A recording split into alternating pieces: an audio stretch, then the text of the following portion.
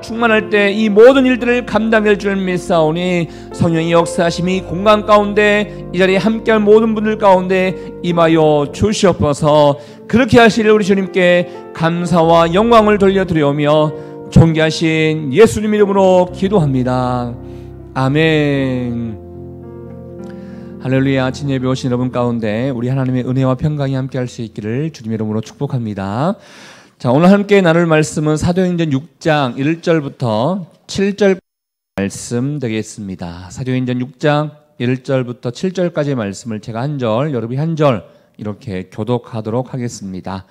제가 먼저 1절 말씀 읽습니다. 그때 제자가 더 많아졌는데 헬라파 유대인들이 자기의 과부들이 매일의 구제에 빠짐으로 히브리파 사람을 원망하니 12 사도가 모든 제자를 불러 이르되 우리가 하나님의 말씀을 제쳐놓고 접대를 일삼는 것이 마땅하지 아니하니 형제들아 너희 가운데서 성령과 지혜가 충만하여 칭찬받는 사람 7을 택하라.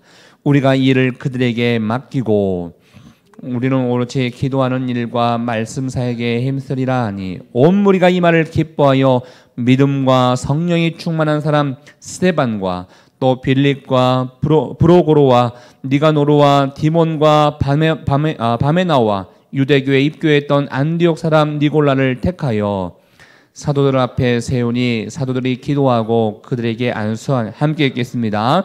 하나님의 말씀이 점점 왕성하여 예루살렘에 있는 제자의 수가 더 심히 많아지고 허다한 제사장의 무리도 이도에 복종하니라. 사도행전 6장 말씀으로부터 오늘 말씀이 시작되는데요. 1절 말씀에 이렇게 이야기가 시작되지 않습니까? 그때라고 되어 있습니다. 이 그때라는 것은 어느 때를 이해하는 것인가? 그냥 바로 전장을 보시면 됩니다. 전장을 여러분 어제까지의 말씀 가운데 아시다시피 베드로를 포함한 사도들이 복음을 전하다가 고난을 받았지 않습니까? 고난을 받았음에도 불구하고 그들이 해야 할 사명, 복음을 전하고 가르치는 그 일들은 계속했더라. 이 이야기가 어제의 말씀에 끝나는 부분이었습니다. 근데 그때를 얘기하는 것입니다. 그때에 제자가 더 많아졌는데 라고 이야기가 시작됩니다.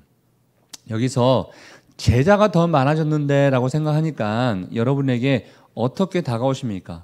아, 예수님의 제자들처럼 복음을 증가하는 사람들이 많이 생겨났구나 이렇게 생각되십니까? 아니면 사실은 이 말씀은 이 여기서 말한 제자는 성도를 얘기하는 것입니다. 사실은 사도행전에 처음으로 등장하고 있는 성도들을 가리켜서 제자라는 표현을 쓰고 있는 것입니다. 제가 종종 사람들에게 이러한 질문을 합니다. 당신의 정체성에 대해서 한번 생각해 봤으면 좋겠다라고 하면서 보통 우리가 당신 크리스찬입니까? 라고 하면 예, 저는 크리스찬입니다. 당신 성도입니까? 라고 물어보면 네, 저는 성도입니다. 라고 자신 있게 얘기합니다. 그런데 조금 더 고차원적인 질문인 것 같지만 당신은 그리스도인입니까? 라고 했을 때는 뭐 거기까지도 예, 저는 그리스도인입니다. 라고 얘기합니다.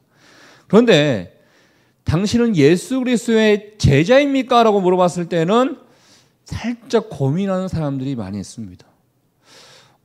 왠지 모르게 예수님의 제자다 그러면 헌신을 많이 하는 사람들 같고 예수님의 제자다 그러면 뭔가 많이 아는 것 같은 그런 사람인 것 같은 생각이 있다 보니까 제가 제자이고 싶은데 아직까지는 잘 모르겠네요. 이런 분들이 많습니다.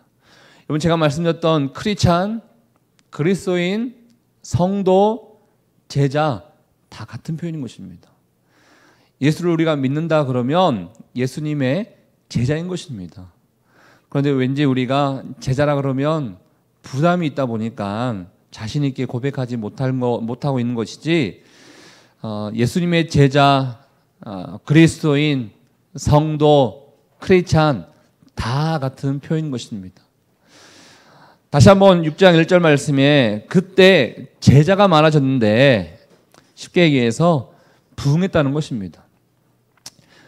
예수님의 제자들이 복음을 가르치고 전함으로 말미암아 이 부흥의 역사가 이 교회 가운데, 초대교회 가운데 이루어지고 있을 이때를 얘기하고 있다는 것입니다.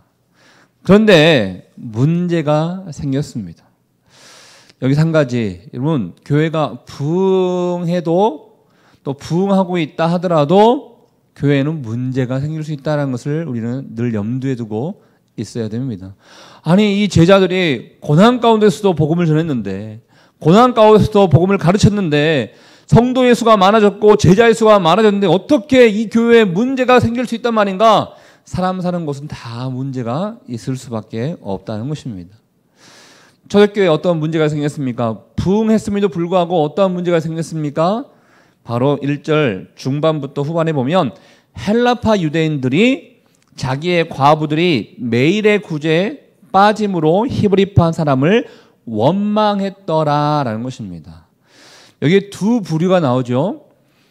헬라파 유대인, 히브리파 사람 이렇게 되어 있습니다. 이 두 부류를 여러분께서 좀 구별해서 이해를 하시면 이 내용이 어떤 내용인지 잘 파악이 될 텐데요. 헬라파 유대인들이라는 것은 헬라어를 쓸 수 아는 유대인들이라는 것입니다. 근데 이스라엘 사람들은 히브리 말을 쓰는 사람들이지 않습니까? 근데 헬라 말을 쓸 수 있다는 사람들은 그리스도의 문화를 받고 있는 지역에서 태어난 사람들을 얘기하는 것입니다. 한마디로 우리로 말하면 교포들을 얘기하는 것입니다. 지금 예루살렘 안에서 교회가 형성되어 있는데 태어난 곳은 저기 다른 나라에서 태어나서 예루살렘으로 온 사람들을 가리켜서 헬라파 유대인들이다라고 얘기하시면 됩니다. 그리고 여기에는 히브리파 사람들을 원망했다고 했는데 히브리파 유대인들은 그냥 태어날 때부터 지금까지 이스라엘 안에서 존재하고 있는 사람들이다라고 생각하시면 됩니다. 그럼 누가 더 많겠습니까? 사람의 숫자가 당연히 우리 지역에 살고 있는 사람의 숫자가 더 많겠죠. 먼 외국에서 건너와서 사는 사람의 숫자는 그렇게 많지 않을 것입니다. 또 반대로 반대로는 아니고요. 누가 또 약간 여유가 있겠습니까? 재정적으로 여유가 있겠습니까? 당연히 이 지역에 살고 있는 사람들이 더 여유가 있었을 것입니다. 여기서 오는 갈등이 생기는 것입니다. 가만히 보니까 헬라파 유대인들은 많지도 않지만 맨날 그 구제를 받는 사람들은 헬라파 유대인들만 구제를 받는 것 같아요.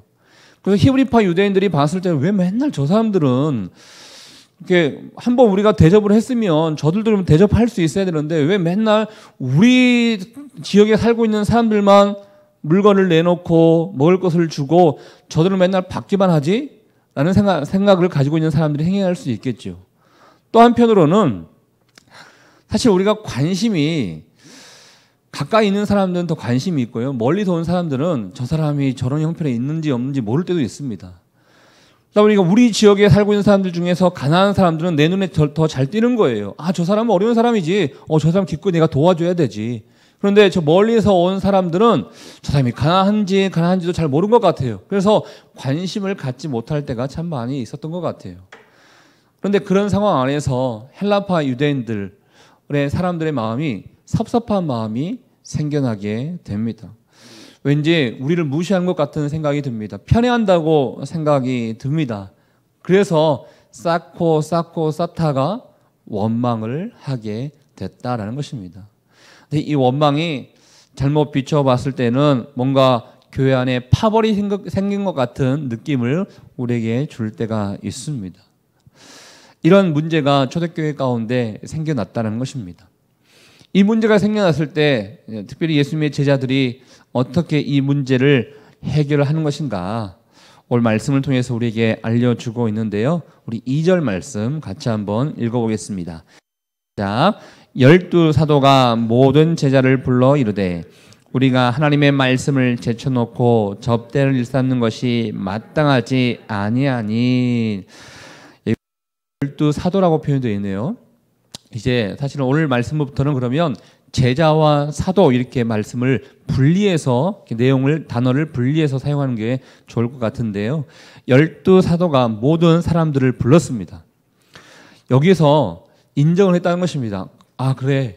우리 교회 안에 지금 문제가 생겼음을 인정합니다. 자신의 문제, 교회의 문제를 성도들과 함께 인정했다는 것입니다. 여러분, 우리의 삶 가운데 문제가 생길 때 가장 해결할 수 있는 첫 번째는 내가 문제가 있음을 인지하고 있어야 되는 것입니다. 그리고 내가 문제가 있음을 하나님 앞에 고백할 수 있어야 됩니다. 내가 문제가 있음을 함께 공동체 사람들과 함께 나눌 수 있어야 됩니다.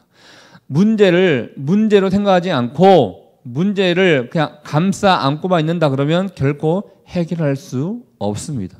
여러분에게 문제가 생겼다 그러면 먼저 하나님 앞에 고백할 수 있고 내게 문제가 생겼습니다라고 인정할 수 있어야 됩니다. 보통 사람들이 자존심 때문에 내게 어떻게 문제가 생길 수 있어? 내게 어떻게 상처가 생길 수 있어? 내게 어떻게 이러한 어려움이 생길 수 있어? 하면서 내어놓지 못하는 경우가 참 많이 있는데요. 그렇지 않습니다. 문제를 해결받고 싶으면 그 문제를 먼저는 하나님 앞에 공동체에 내어놓을 수 있고 인정할 수 있어야 된다라는 것입니다. 사도들이 바로 온 사람들을 불러서 모든 제자들을 불러서 문제를 부인하지 않고 인정했습니다. 그리고 제안을 합니다. 가만히 보니까 지금 저희가 사도들이 모든 상황들을 다 책임지고 교회를 이끌어가고 있는데 이제는 새로운 직임이 필요할 것 같습니다라는 것을 직임에 대해서 직분에 대해서 제안을 하게 된 것을 보게 됩니다. 그런데 여러분 이 2절 말씀을 잘 보다 보면 그러면 이제 사도들이 말씀을 제쳐놓고 접대를 일삼는 것이 마땅하지 아니하니 이 표현을 보다 보니까 말씀은 중요하고 다른 거는 중요하지 않기 때문에 중요하지 아니한 것은 다른 사람들에게 주려고 하는 거구나 이렇게 생각할 수 있어요. 그러나 이건 잘못된 생각입니다. 원어에서도 마찬가지고 둘 다 섬긴다는 것, 사역한다는 것에 의미가 있습니다. 역할과 기능의 차이를 뿐인 것이지 예수님의 사도들이 우리는 말씀과 기도하는 쪽에 전념을 하겠습니다. 이것 쪽에 맡아서 우리는 하겠으니 구제하고 성도들을 또 책임지고 돌보는 그 일은 새로운 일꾼들의 집사들을 세워서 우리가 그 일을 했으면 좋겠습니다라는 것을 지금 제안하고 있다는 것입니다. 그래서 우리가 알고 있는 7 집사가 초대교회 가운데 생겨나게 됩니다. 그런데요, 이 7 집사를 선별하는 데 있어서 조건을 주게 되는데 어떠한 조건인가? 3절 말씀을 통해서 조건을 나열합니다. 우리 3절 말씀 같이 한번 읽어봅니다. 시작. 형제들아, 지혜가 충만하여 칭찬받는 사람 7을 택하라. 이와 이 일을 그에게 맡기고. 여러분 지금 7 집사를 세우는 데 있어서 이 7 집사에게 어떠한 직분을 주려고 하고 있습니까? 사실 우리나라 지금 이 성경 표현이 접대라고 되어 있기 때문에 조금 가볍게 느껴질 수가 있는데 어려운 성도들을 돌보고 구제하고 긍휼의 마음을 가지고 교회 성도들을 챙기는 그 사역을 하는 것입니다.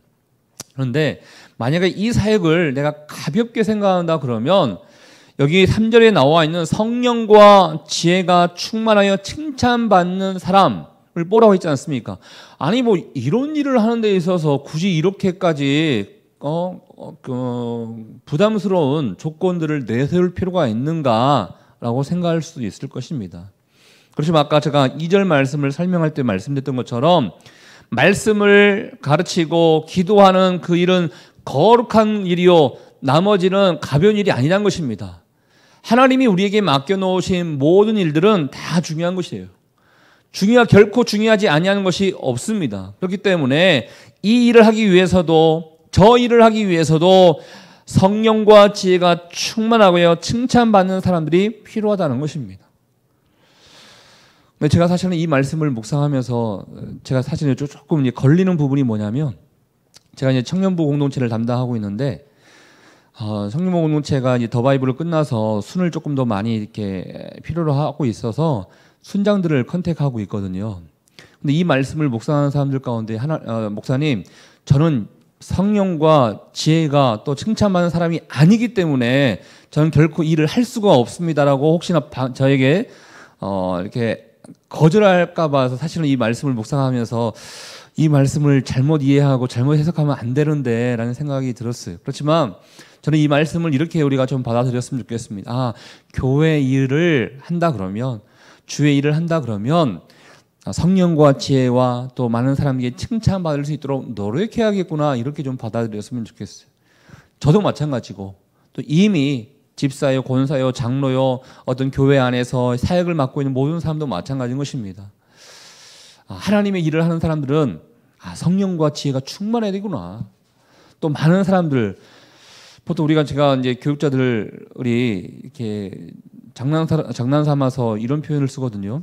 저분은 하나님만 바라보고 사는 것 같다고. 이게 좋게 들리시죠? 근데 제가 장난 삼아 이렇게 말씀드리려고 했는데, 사실 우리는 사람과 함께 공동체 안에서 이렇게 해야 하기 때문에 사람들도 의식하고 사람들과 함께 또 마음도 맞추고 이래야 되거든요. 근데 어떤 분들은 하나님만 바라보고 옆에 있는 사람들과 이렇게 마음을 맞추거나 그런 데는 전혀 관심 없이 하신 분들이 있더라고요. 근데 교회 직분자들에게 있어서 필요한 덕목 가운데 사람들에게 칭찬받을 수 있는 사람도 필요하다는 것을 우리에게 알려주고 있습니다. 여러분, 우리가 어떤 교회에서 일을 하고 있을 때 크던 작던 남들 눈에 좋아 보이던 그렇지 않게 보이던 남들 눈에 가치 있게 보이던 그렇지 않게 보이던 우리에게 필요한 것은 성령과 지혜가 충만해야 되고 또 많은 사람들에게 칭찬받을 수 있도록 노력할 수 있어야 된다는 것을 우리에게 알려주고 있다는 것입니다. 저는 여러분 가운데 특별히 이 말씀이 교회 안에서 어떤 것을 맞고 안 맞고를 떠나서 우리의 신앙생활 가운데 하나님이 우리에게 원하시는 그런 덕목이 아닌가라는 생각을 해보게 됩니다. 성령 충만하시고 지혜가 충만하시며 사람들에게 칭찬받을 수 있는 여러분 될 수 있기를 주의 이름으로 축복합니다. 그래서 이렇게 7명의 사람이 세워지게 됐지 않습니까? 그래서 5절 말씀 가운데 온 무리가 이 말을 기뻐하였고 믿음과 성령이 충만한 사람 세 반을 포함한 7명을 택하여 세웠다라는 것을 5절 말씀 가운데 우리에게 알려주고 있습니다. 그런데 여러분은 이 5절 말씀을 통해서 잘 알 수 없겠지만 이 5절 말씀에 나와 있는 7명의 특징이 있습니다. 여러분, 교회는요, 뿐만 아니라 사람 사는 곳은 주류가 있고 이 말뜻이 사실 좀 덕이 되지 않지만 비주류가 있을 수밖에 없습니다. 이 초대교회의 주류는 누구입니까? 히브리파 사람들입니다. 그럼 비주류는 누구입니까? 좀 원망하고 있는 헬라파 유대인들입니다. 7집사의 특징은 7명 모두가 헬라파 유대인들로 세워지게 되었더라라는 것입니다. 교회가 그들 가운데 교회를 다 사랑하는 마음이 있었기 때문에 여기 나와 있지 않지만 서로 반성하기도 하고 또 기도하기도 하고 교회를 사랑하는 마음으로 어떻게 우리 교회가 잘 그러면 다시 한번 성장해 볼 수 있을까, 안정화를 시킬 수 있을까, 어떻게 우리 교회가 좋은 교회가 될 수 있을까, 나름대로 다 고민하고 노력했겠죠. 그럴 때 만약에 주류를 이루고 있는 히브리파 유대인들이 우리 중에서 우리가 많으니까 우리 안에서 어떻게 사실은 여러분 이 사도들을 제외하고 첫 번째 직분이잖아요. 그래서 굉장히 거룩한 직분일 수 있고 영광스러운 직분일 수 있는 것입니다. 그래서 히브리파 사람들이 우리가 사람이 많으니까 우리 안에 당연히 직분자를 세우는 게 맞지, 이런 마음으로 세웠다 그러면 이 원망은 끝나지 않았을 것입니다. 그런데 서로가 당신들이 혹시나 마음이 어려운 부분이 있었기 때문에 당신들 안에서 세워서 하는 게 더 우리의 교회를 봤을 때 더 좋을 것 같네요, 양보한 게 아닌가라는 생각도 해보게 됩니다. 큰 무리를 이루고 있었던 히브리파 사람들이 작은 무리를 이루고 있었던 헬라파 사람들에게 양보했고 또 세워줬고 그런 모습을 통해서 아름다운 교회의 모양새를 만들어가게 된 것을 보게 됩니다. 이것도 우리에게 필요하겠구나. 보통 우리는 지분을 요구할 때가 있습니다. 내가 이곳에서 이렇게 많이 헌신했고 이곳에 많이 투자했고 이곳에 많이 내 마음과 시간과 돈을 들였기 때문에 이곳에서 당연히 내가 어떠한 이득을, 어떠한 직분을, 어떠한 것을 내가 누리는 게 맞다라는 게 세상적이고 인간적인 생각일 수 있습니다. 그렇지만 하나님의 교회는 손해보고 나아가는 거예요. 내가 손해봤을 때 더 아름다운 결과가 있을 수 있다면 기꺼이 내가 손해볼 수 있다. 이런 마음으로 교회를 만들어가는 게 좋은 교회가 될 수 있다라는 것입니다. 저희 교회는 이제 생긴 지 얼마 되지 않아서 나중에 이제 장로님들 뭐 이렇게 권사님들 선출을 이제 할 때가 이제 오겠죠. 그런데 이제 기존에 우리가 알고 있는 장로님들을 선출할 때는 이제 투표로 선출을 합니다. 그래서 나름 선거 운동 같은 것도 한 것 같아요. 그리고 잘 보이기 위해서 남들 눈에 잘 띄는 자리에 가서 인사도 이렇게 많이 하려고 하고 이제 그런 게 있는 것 같습니다. 저는 이 말씀을 묵상하면서 우리 교회 나중에 직분자들을 세웠을 때의 모습을 한번 생각해 보게 되는 거예요. 행복한 생각을 해보게 되는 건데, 장로가 와서 이제 그때 되면 우리 교인들 사이에서 알겠죠. 아, 저분 장로 되면 좋겠다 이런 게 있겠죠. 근데 그런 분들이 스스로 아니에요, 저분이 돼야죠, 저분이 돼야죠, 이러한 분위기, 내가 장로가 돼야 된다 이런 분위기가 아니라 서로를 세워주면서 저분이 장로 돼야죠, 저분이 장로 돼야죠, 아니 저는요 옆에서 잘 섬길게요, 저분이 장로 돼야 돼요, 저분이 권사 돼야죠. 이러한 교회가 된다면 정말 얼마나 좋을까. 그러한 행복한 상상을 한번 해보게 되었습니다. 여러분, 좋은 교회는 바로 내가 먼저 손해보고 내가 먼저 낮아지고 내가 먼저 양보할 때 좋은 교회가 되는 게 아닌가라는 생각을 해보게 됩니다. 이러한 분위기가 있다 보니까 오늘 말씀의 결론 7절은 이렇게 우리에게 결론을 얘기합니다. 우리 7절 말씀 읽어보겠습니다. 하나님의 말씀이 점점 왕성하여 예루살렘에 있는 제자의 수가 더 심히 많아지고 허다한 제사장의 무리도 이도에 복종하니라. 1절 말씀에서도요, 제자가 더 많아졌다고 얘기했지 않습니까? 그런데 이러한 위기를 겪었지만 7절은 하나님의 말씀이 더 점점 왕성하여졌다는 것을 첫 번째 이야기를 하고 있습니다. 한마디로 말씀이, 제자들이 사실 이것도 하고 저것도 했다는 거 아닙니까? 그런데 제자들이 이제 성도 돌보는 일은 집사들에게 맡기고 말씀 가르치고 기도한 일에 전념하다 보니까 이 초대교회 가운데 말씀의 깊이가 생기고 말씀의 양이 늘어나게 됐다는 것을 우리에게 알려주고 있습니다. 그리고 두 번째로는요, 제자의 수가 더 심히 많아지고 더 부흥하는 교회가 되게 되었다는 것입니다. 교회 부흥은 좋은 것입니다. 어떤 분들은 교회 사람이 많아진 것에 대해서 부정적으로 생각하는 사람이 있는데 그렇지 않습니다. 교회는 부흥해야 됩니다. 부흥하면 부흥할수록 하나님께서 더 많은 일들을 우리에게 맡겨주실 것이기 때문에 더 부흥하면 부흥할수록 좋은 것이죠. 초대교회 가운데 더 많은 성도의 수가 늘어나게 되었다는 것입니다. 세 번째 보니까 심지어 제사장의 무리도 이도에 복종하니라. 이런 좋은 문화와 좋은 영향력이 있다 보니까 대제사장은 소수지만요, 제사장은 그 당시에 많았거든요. 구약시대 보면요, 뭐 몇천 명 있게 됩니다, 사실은. 근데 그 중에서 제사장들도 개종을 해서 믿는 사람들의 숫자가 늘어나게 되었다는 것을 우리에게 지금 알려주고 있다는 것입니다. 한마디로 말씀이 살아있는 교회가 되었고 성장하는 교회가 되었다는 것을 우리에게 알려주고 있다는 것입니다. 저는 우리 교회가, 사람 살린 교회가 이 7절 말씀과 같은 일들이 일어날 수 있는 교회가 되기를 축복합니다. 그러기 위해서 여러분, 우리에게는 많은 또 역할들이 필요한 것 같습니다. 이제 하나씩 하나씩 교회가 해야 될 일들이 보이는 것 같아요. 그리고 사람들이 또 필요하고 또 어떤 부분에 있어서는 또 사람들을 세워야 되고 이런 부분들이 있습니다. 교육자들은 말씀을 가르치고 기도한 일에 또 전념할 수 있게 하면 얼마나 좋겠습니까? 그렇지만 다 그렇게 할 수는 없을 것입니다.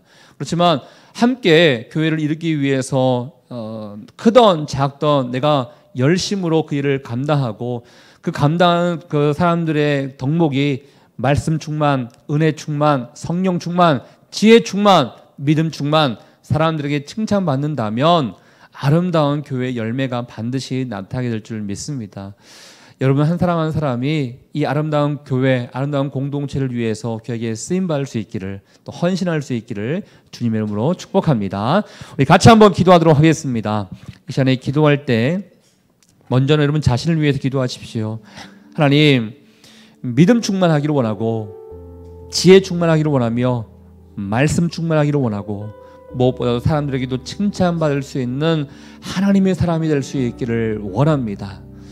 그러기 위해서 하나님 아버지 늘 깨어있기를 원하고 겸손히 주님 앞에 엎드린 자 될 수 있기를 원하오니 우리 한 사람 한 사람이 이러한 사람이 될 때 우리 교회가 아름다운 교회가 될 줄 믿습니다. 이 거룩한 일에 우리를 사용해 주십시오.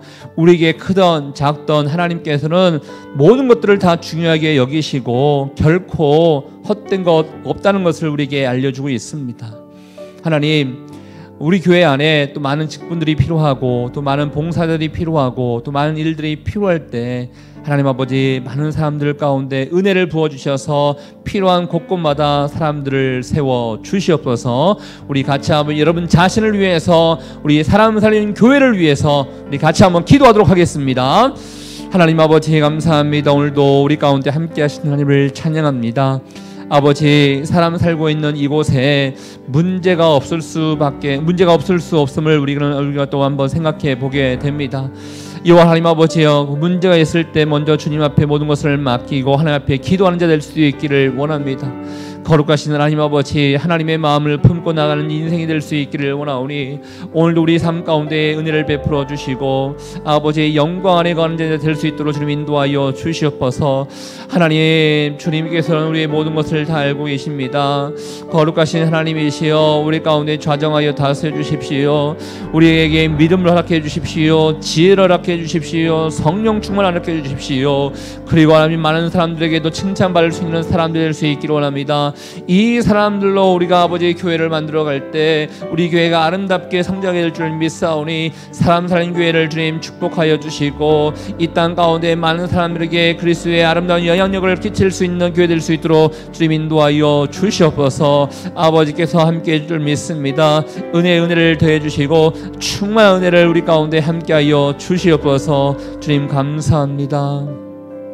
하나님 아버지, 초대교회 가운데 문제가 있음을 우리에게 알려주신 하나님, 우리가 살고 있는 이 땅에서도 문제가 있을 수밖에 없음을 먼저 생각해 보게 됩니다.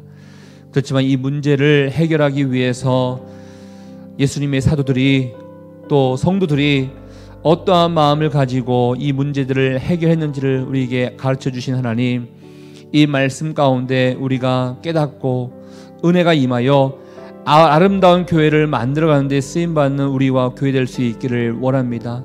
그러기 위해서 먼저는 우리 한 사람 한 사람이 늘 깨어있어서 믿음 안에 가게 도와주시고 또 지혜가 충만하고 성령 충만하여 많은 사람들에게 칭찬받을 수 있는 사람이 될 수 있기를 원합니다. 그리고 양보하고 겸손히 주님 앞에 나가면서 어떻게 이 교회가 아름답게 될 수 있을까 늘 생각하며 기도할 수 있는 우리가 될 수 있기를 원하오니 특별히 사람 살린 교회를 주님 축복해 주셔서 많은 사람들에게 좋은 소문나는 교회 될 수 있도록 주님 인도하여 주시옵소서. 우리 교회 모든 형편과 모든 상황을 알고 계시는 하나님 아버지, 필요할 때마다 사람들을 보내주시고 필요할 때마다 주님께서 사람들을 세워주셔서 협력하여 아름다운 선을 이룰 수 있는 교회가 될 수 있기를 원하니 주님께서 인도해 주시고 좌정하여 다스려 주시옵소서.